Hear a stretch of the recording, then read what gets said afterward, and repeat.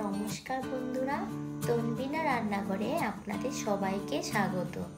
আজ আমি আপনাদের সঙ্গে মিষ্টির দোকানের মতো তিনকোনা খাস্তা মুচমুচে নিমকি বানিয়ে দেখাবো। আসুন ভিডিওটি দেখে নেওয়া যাক।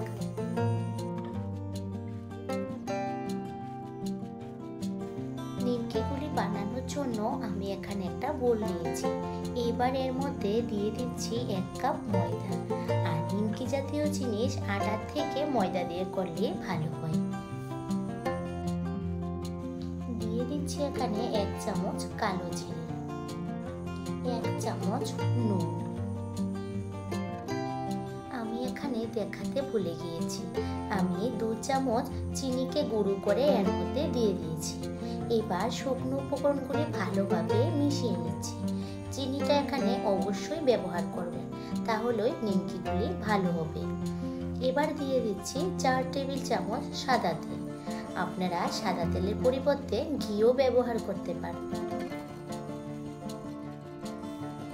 এবার তেলটাকে ময়দার সঙ্গে ভালোভাবে ময়াম দিয়ে নিচ্ছি।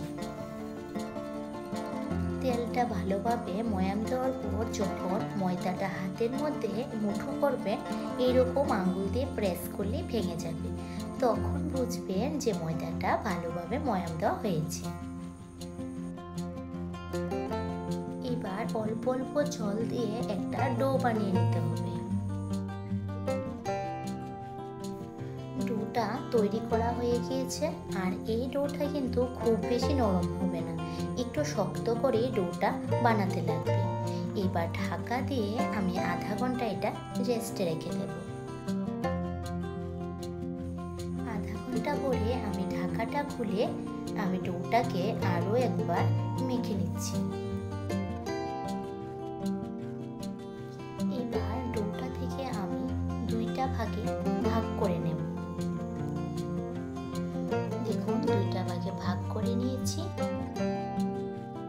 এবার একটা ভাগকে আমি বড় সাইজের একটা রুটি শেপে বেলে নেব।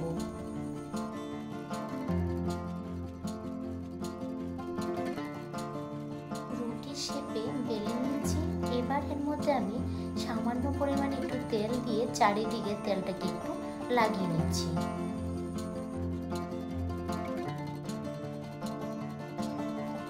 আর দিয়ে দিচ্ছি অল্প একটু গুঁড়ো ময়দা। গুঁড়ো ময়দাটা এর উপরে ছড়িয়ে দিচ্ছি।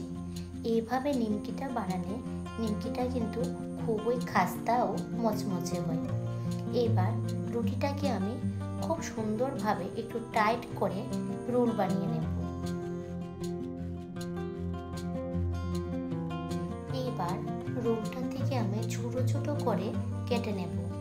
যে যেরকম ভাবে নিমকি শেপ দেবেন সেই রকম ভাবে কেটে নিলেই হবে। আমি কিন্তু এখানে খুব বেশি বড় না আবার খুব বেশি ছোট না, মাঝারি সাইজের করে কেটে নিয়েছি।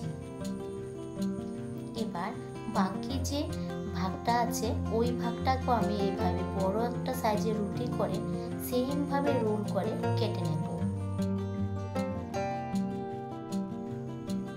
দেখুন এই রুটিটাও বেলা হয়ে গিয়েছে। এবার রুটিটাকেও আমি ভালোভাবে রোল করে নিচ্ছি। আর এই লেয়ারটা কিন্তু খুব বেশি পাতলা করবেন না, তাহলে রোলটা করতে একটু অসুবিধা হবে। একটু মোটা করে এই রোলটা করবেন। এবার রোলটাকেও আমি ছোট ছোট করে কেটে নিচ্ছি।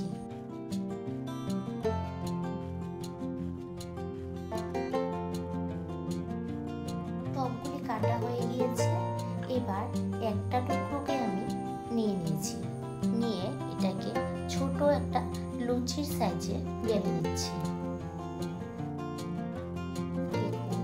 একেবারে ছোট করে বেলে নিয়েছি। আর লেয়ারটাও কতটা পাতলা, যত লেয়ার পাতলা হবে ততই কিন্তু নিমকিগুলি ফুলবে। এবার আমি দেখুন কিভাবে ফোল্ডটা করেছি, করে হালকা একটু চাপা দেবেন, তাহলে আর নিমকিগুলি ভাজার সময় খুলে যাবে না। আমার একটা নিমকি শেপ দেওয়া হয়ে গিয়েছে। এবার আমি বাকিগুলো সেম ভাবে করে নেব। এটাকেও আমি দেখুন সেম ভাবে করে নিয়েছি। এবার এগুলিকে ভেজে ভেজে নেওয়ার জন্য আমি একটা কড়াইতে আগে থেকে তেলটাকে হালকা একটু গরম করে নিয়েছি। আর নিমকি সিঙ্গারা ভাজার সময় কিন্তু তেলটা খুব বেশি গরম করবেন না, তাহলে উপরটা খাস্তা হয়ে যাবে আর ভিতরটা কিন্তু নরম থাকবে। এবার সবগুলি একে একে তেলের মধ্যে দিয়ে গ্যাসের ফ্লেমটাকে লোতে রেখে নিমকিগুলিকে ভেজে নেব।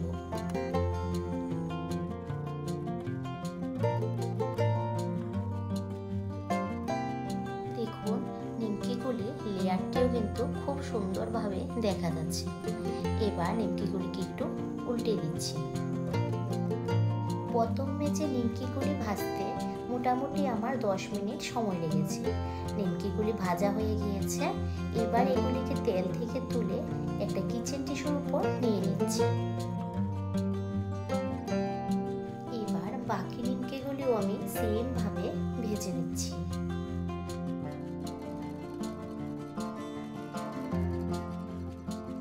দেখুন এই নিমকিগুলিরও কিন্তু লেয়ারগুলি খুব সুন্দর আস্তে আস্তে খুলে যাচ্ছে। এই নিমকিগুলো ভাজা হয়ে গিয়েছে। এবার নিমকিগুলিকে আমি তেল থেকে তুলে নেব।